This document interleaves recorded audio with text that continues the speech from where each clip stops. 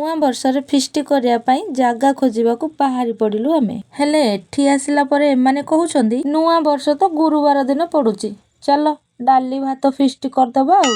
ମୁଁ ବୁଝିପାରୁନି ଏମାନେ ନୂଆ ବର୍ଷ ଫିଷ୍ଟ କରିବେ ନା ଏମାନଙ୍କ ଜେଜେ ଶ୍ରାଦ୍ଧ କରିବେ।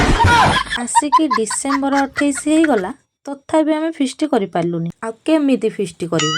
ଯେତିକି ମୋ ସାଙ୍ଗ ଛୁଆ ସବୁ ବାହାରେ ଅଛନ୍ତି ସବୁ ହ୍ୱାଟ୍ସଆପରେ ଭିଡ଼ିଓ କଲ୍ କରିଦେବେ, କିନ୍ତୁ ଭିଡ଼ିଓ କଲ୍ରେ ଫିଷ୍ଟ କଥା କେହି ହେବେନି। ସେ ତାକୁ ପଚାରିବ ତୁ ଯୋଉ ଭଲ ପାଉଥିଲୁ ତୋର କଣ ହେଲା ଲୋ?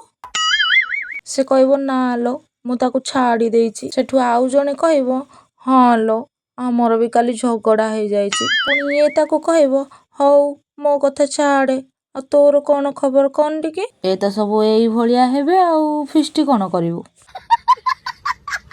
अरे डकिला हो कहीं कलू भाई काय हो कलू भाई कौन भाई हो कलू कौन भाई कार रे प्रिंट है तो ना